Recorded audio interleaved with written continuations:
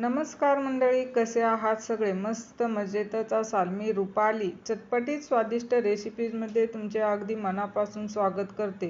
तर आज मी तुम्हाला एकदम चटपटीत आणि आंबट गोड तिखट या चवीची पेरूची चटणी तयार करून दाखवणार आहे. ही चटणी खूप छान एकदम टेस्टी लागते. चला तर मग रेसिपीला सुरुवात करूया.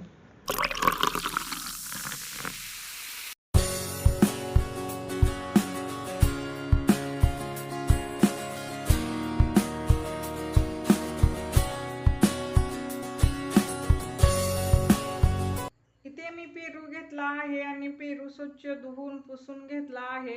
पहा, असा जास्त कच्चाही पेरू घ्यायचा नाही. तुम्ही ते पेरूची साल ही काढू शकता, परंतु मी पेरूची साल काढणार नाही. आता आपण याचा पुढचा आणि पाठीमागचा भाग कट करून घेऊया.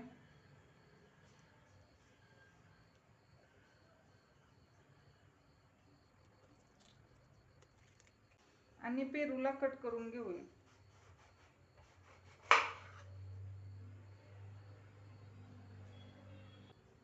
पेरूच्या आतमधील बिया काढून घ्यायच्या आहेत. आपण हा पेरू मिक्सरला फिरवून घेणार आहे. या बिया मिक्सरमध्येही बारीक होणार नाहीत आणि चटणी खाताना अशा दाताखाली येतील, त्यामुळे या बिया काढून घ्यायच्या आहेत. ते पहा, अशा लगेचच निघतात. इथे मी सर्व पेरूच्या बिया काढून घेतल्या आहेत. आता हा पेरू आपण कट करून घेऊया. एकदम बारीक असे याचे तुकडे तयार करून घ्यायचे आहेत.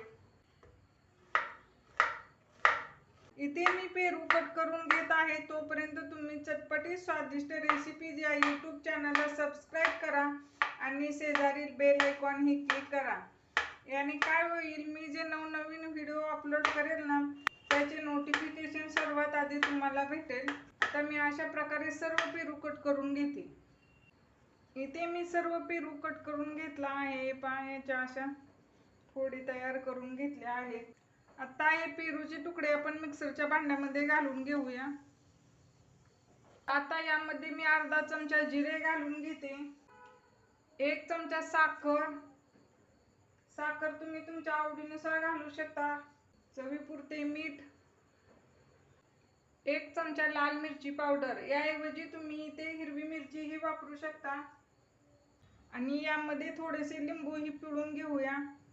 एक अर्धा चमचा लिंबाचा रस घातला आहे. यामुळे आपली चटणी छान आंबट गोड तिखट या चवीची तयार होईल. आता हे सर्व जिन्नस मी मिक्सरला छान बारीक करून घेते.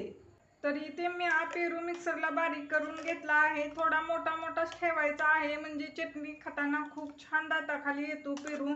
आणि पेरू बारीक करताना यामध्ये पाण्याचा अजिबात वापर करायचा नाही, नाहीतर आपली चटणी पातळ होऊ शकते. मी पाणी न घालताच हा पेरू बारीक करून घेतला आहे. आता काढून घेते. आता आपण चटणीला तडका देऊन घेऊया. चटणीला तडका देण्यासाठी इथे मी 2 छोटे चमचे तेल गरम करून घेतले आहे. आता यामध्ये मोहरी घालून घेऊया आणि मोहरी छान तडतडू देऊया.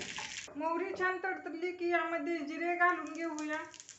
थोडेसे तीळही घालून घेणार आहे. यामुळे आपली चटणी अगदी खमंग होईल. तीळ तडतड करून लागले आहेत. आता यामध्ये कढीपत्ता घालून घेते. अगदी थोडेसे हिंगही घालून घ्यायचा आहे. छान मिक्स करून घेऊया आणि हा तडका चटणीवरती घालून घेऊया.